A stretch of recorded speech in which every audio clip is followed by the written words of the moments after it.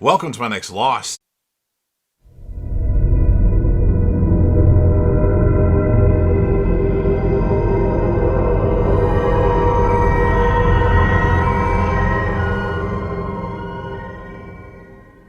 Season 6 episode review video. Before I get into that, though, pretty important. If you aren't caught up to the point where I am in rewatching or watching Lost, or you're just not entirely sure, then you definitely need to take the initiative and pay attention to the episode's title, which of course I'll mention, as well as put in the description. If that happens to be the case, finding you're not caught up, it would be my recommendation that you don't watch this detailed review any further to avoid any potential spoilers. And full disclosure, I've already watched the TV series Lost 3 other times. It's in my top 5 favorite TV shows of all time. I absolutely like it, or love it, I should say. But I'm not the only one that's currently watching Lost. The legendary Crazy Coffman, who you see in my comments section for Breaking Bad, Lucifer, Dexter, Dexter New Blood, and Dexter Original Sin, is actually watching Lost for the very first time. So, needless to say, he's in for a real treat. Join us on the journey and let's discuss this awesome and amazing show. But I don't want to see any spoilers in this video that are past this episode. So with all that said, this will be Lost Season 6, Episode 5. The title of this episode is called Lighthouse, and this will be my review reaction recap after just finishing watching the episode. We start with a Jack flash sideways where he arrives from work at his apartment. While changing his shirt in front of the mirror, he notices an appendectomy scar. His mother calls asking for an update on the lost coffin situation, and Jack tells her about the scar, or asks her about the scar, I should say. She tells him his appendix was removed when he was 7 or 8 years old after he collapsed at school. However, Jack doesn't seem to recall it, saying he guesses he remembers. He also agrees to go to her home to help look for Christian Shepherd's will, which she cannot find because there are numerous papers in Christian's office. On noticing the time, Jack excuses himself, hangs up, and leaves. Jack arrives at St. Mary's Academy, where he picks up his son, David, who's played by Dylan Minnette. Jack apologizes several times for being late, but David is dissatisfied and impatient with Jack. Back to the island, Jack is looking at his reflection in the pool in front of the temple, and Dogen joins him and says that he was afraid that Jack had left. Jack asks whether leaving was an option, to which Dogen replies that everything is an option, but that if Jack did leave, he would have to stop him. He then asks Jack whether his friends are coming back. Jack says that they are probably not. The two men say how they appreciate each other's honesty.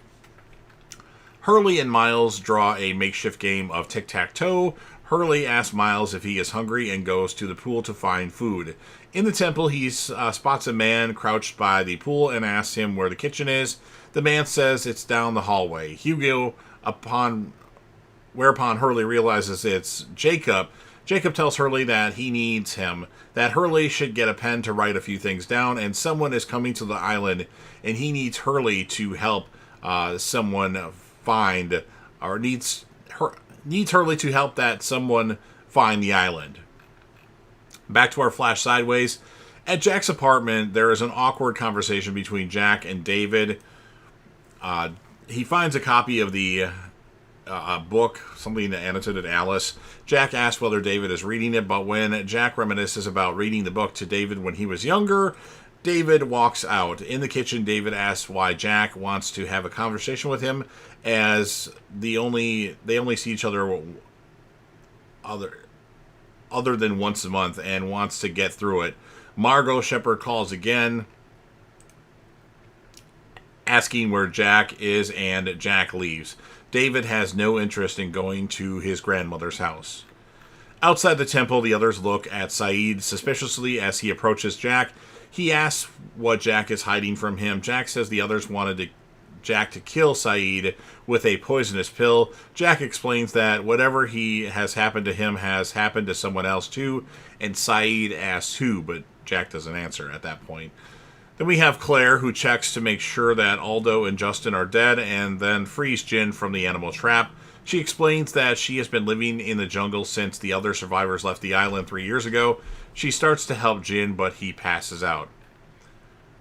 Dogen discovers Hurley, who now has detailed instructions written on his left arm, searching a hallway in the temple. Dogen orders Hurley to return to the temple square, but Jacob appears to Hurley and says he can do what he wants, and instructs Hurley to tell Dogen that he is a candidate. So he's like, you go in the hallway. It's pretty funny. I do get confused by the Dogen. I want to say Dugan every time. So, yeah, anyway, but yeah, Hurley orders him. So, what do you tell me to do? You go away. I'm a candidate. Hurley uncertainly asserts his status as a candidate and has the right to do what he pleases, like I mentioned. Dogen says something in Japanese to Hurley, which means you're lucky that I have to protect you, otherwise I'd have to cut your head off. After Dogen leaves, Jacob reminds Hurley that he has to bring Jack with him. Hurley is frustrated and doesn't believe that he will be able to convince Jack to come, and asks Jacob for suggestions on how to persuade Jack. Jacob only gives a wary smile. Hurley goes to Jack and uses a false drama of whispers and secrets to tell him of a secret tunnel and a mission from Jacob. When Jack declines to go, Hurley tells him that Jacob said that Jack has what it takes. Jack is disbelieving as to what he just heard and demands to see Jacob. Jack is convinced to come when Hurley explains that although Jacob is kind of dead, he is at the place that they are going to. Jin discovers a cradle with a makeshift doll constructed from an animal carcass and fur. Claire soon returns with Justin in tow and alive. She indicates that she intends to torture Justin in order to find out where Aaron is. She ties him to a tree and goes to prepare to treat Jin's wounds. When Claire leaves the two men alone, Justin insists that Claire intends to kill them both. Hurley leads Jack out of the temple. As they walk along a stream, Jack sees a backpack. It is Kate's, and she points a gun at them until she realizes who it is. She says Jin has gone back to the temple and that Sawyer is on his own. Hurley briefly chimes in to tell Kate, hey Kate, there's a secret door to get back into the temple on the north wall behind the big tree. Kate says that she's not going back to the temple, but she intends to find Claire. Jack says Claire is not at the beach camp and that the temple people said something happened to her. As she remains determined to find her alone, as she leaves, she says to Jack, I hope you find what you're looking for. And there's another part where Hurley has to tell Jack she can't come with. She's not allowed to come with because she's not apparently invited. Back to our flash sideways, Jack drives to his mother's house, large house, where they search for the will. Margot Shepherd offers Jack a drink, which he refuses, and she says, good for you. So Jack's no longer an alcoholic. Yay. She asks after David saying he was very upset at the funeral. Jack says that he was unaware of this, as communication is not one of his David's strong suits. Jack explains that he didn't communicate well with his father as a child because he was terrified of him. Margot, mentioning that David might be terrified of Jack as well, suggests that he should ask his son. At least Margot finds the will in an envelope, and upon reading it, asks Jack whether his father ever mentioned a Claire Littleton. Justin says Jin must free him so that he can snap Claire's neck. Claire boils the medical equipment and sharpens an axe with a stone. Claire returns and she treats Jin's wounds and stitches. She explains that she hasn't been alone in the jungle, but has a friend who has told her that the others have Aaron. She also says her father told her that Aaron is with the others. She doesn't reveal who her friend is, but is keen to know that Jin is still her friend. Claire threatens Justin with an axe, demanding to know where Aaron is. Justin denies knowing anything about Aaron and says that they captured her earlier because she was picking off their people. She says that the others at the temple had stuck her with needles and branded her, and shows Jin a nasty scar on her shoulder. Jin stops her from killing Justin by saying that Kate took Aaron off the island, and Claire appears, just shaken up by this, and eventually violently strikes Justin in the chest with an axe, and it kills him. Hurley and Jack continue on their way. Hurley apologizes for wrecking your game with Kate. Jack says that there was nothing to wreck. Hurley wonders what happened between Jack and Kate. Jack explains that he wasn't cut out for marriage and kids. Jack finds Shannon's inhaler.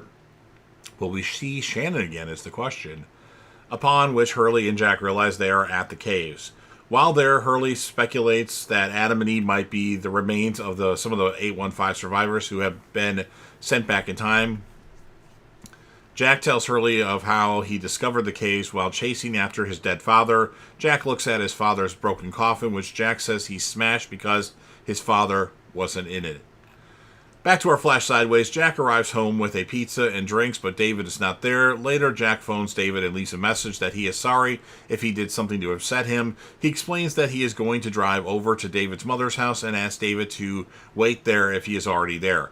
At David's mother's house, Jack finds the key under the pottery rabbit, and while looking, goes to David's room. David is not there. Jack sees a music sheet for Chopin's Impromptu.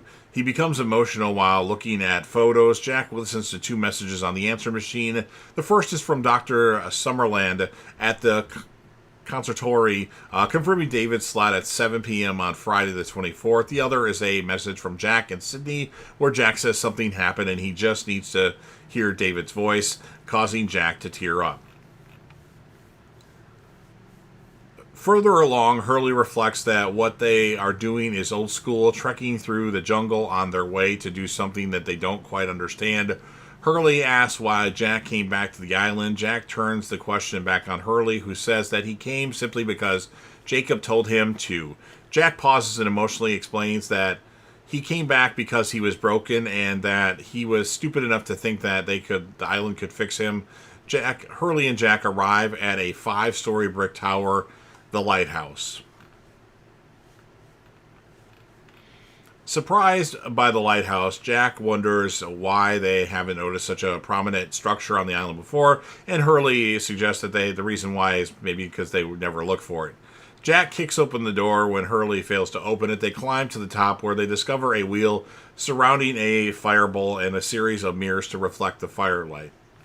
Hurley says that they have to turn the wheel to 108 per Jacob. He begins to turn the wheel and asks Jack to tell him when it reaches that number. Jack goes to another flash sideways. Jack goes to the auditions at the Williams Conservatory. When he arrives, David is playing the piano. A boy says that David is a really good musician, and as he leaves, is hugged by his father.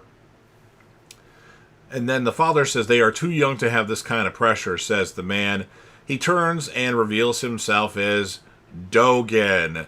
Dogen says it's hard to watch as he is unable to help and adds that David has a gift. He then asks how long David has been playing, and Jack says that he does not know. Back to the island, Hurley and Jack climb the rope to where they discover a wheel surrounding a fireball. I already read that part. Why does this always happen? Something's wrong when I put in my notes that it gets copied somehow. Anyway, Jack watches. He sees scenes reflected in the mirrors. Hundreds of names are written around the circumference, one at each degree of the circle. His name, Shepard, is adjacent to the number 23 and is written in capitals more boldly than most of the other names. As he watches the mirror, Jack sees a reflection of an Oriental architecture in the mirror and tells Hurley to stop. He asks Hurley to look in the mirror, but Hurley sees is the ocean behind them reflected. He asks Hurley to turn the wheel to his number. Hurley refuses, trying to keep to Jacob's instructions, so Jack takes over and turns the wheel to 23. They see a reflection of Jack's childhood home, and Jack speculates that Jacob has been watching all along. Jack demands that he wants Hurley to ask Jacob right now why Jacob has been watching him and why his name was written on the mechanism. When Hurley says that Jacob isn't there and he just kind of shows up when he wants to and that he didn't know for sure that Jacob would actually be there, Jack falls into a rage, wanting to know what Jacob wants from him, and furiously smashes the mirrors. Back to our flash sideways. Jack waits for his son outside. David says that he made his mom promise not to tell Jack that he was still playing because Jack always made such a big deal of the piano playing. He says that he did not tell Jack about the audition because he did not want Jack to see him fail. Jack says that at David's age, his father did not want to see him fail either, and that he said that Jack didn't have what it takes. Jack says that he has carried that statement all of his life and that he never wants David to feel that way. He also tells David that he loves him and that in his eyes, David can never fail.